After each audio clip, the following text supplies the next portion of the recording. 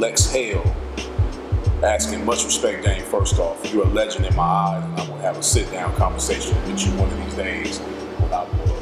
What did you see in Kanye and Jay-Z that made you work with them and support their dreams from the beginning?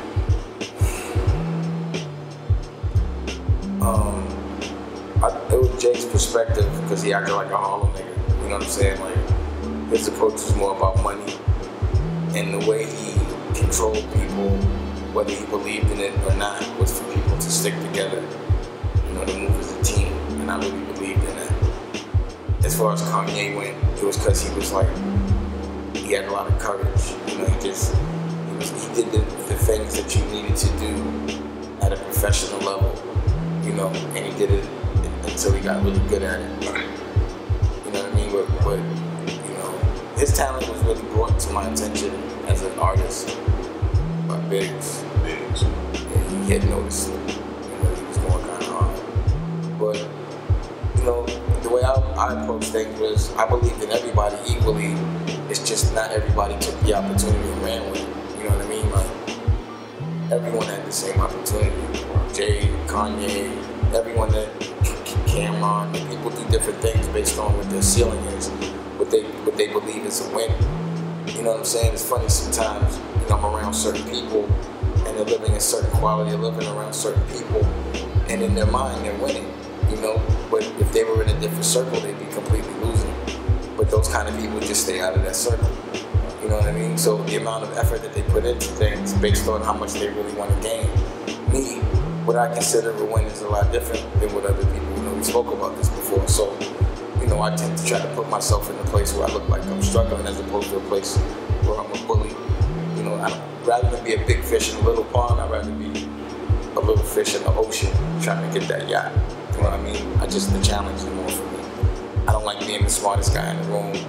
I don't like being the richest guy in the room.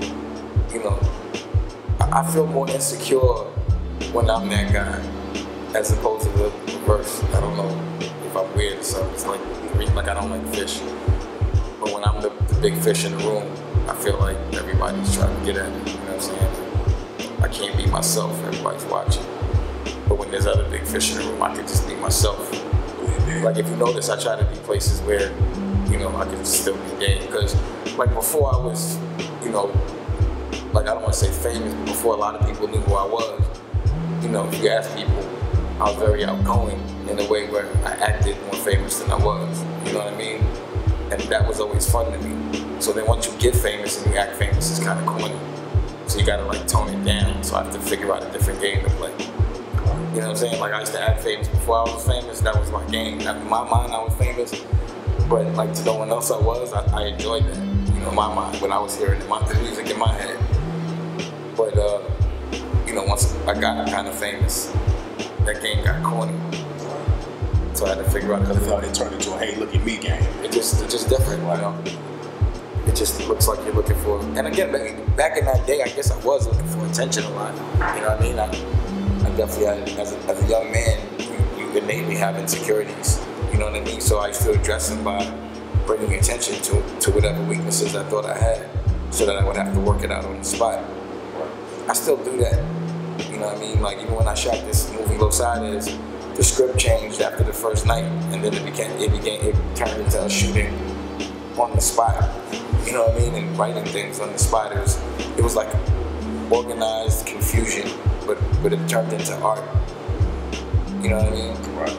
You know, like, I'm really enjoying being an artist. You know, like when I'm directing, I don't do no business about the movie.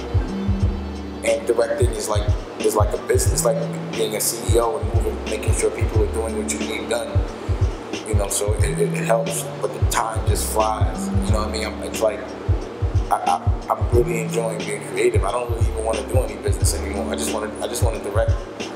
You know what I mean? Like, I got the Jonah don't want to be on the camera. We just finished a couple of days ago, and we were like, let's sort out everything we need to, and we're gonna just go to the mountains and edit this shit and prep for the next one. And you can do it like that, you know, when you're paying for it. You know, and while he's editing, we in the movie, in the theater, just looking at movies and getting inspired, and we're just talking about the next 10 movies we're gonna make.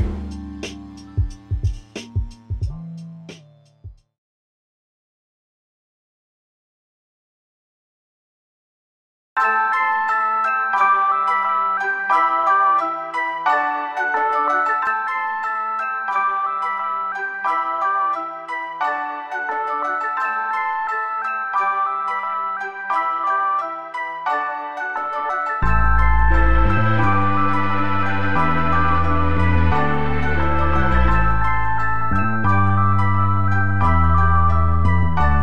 don't care how big the corporation is been backing you. If it's not your money, you're not the boss.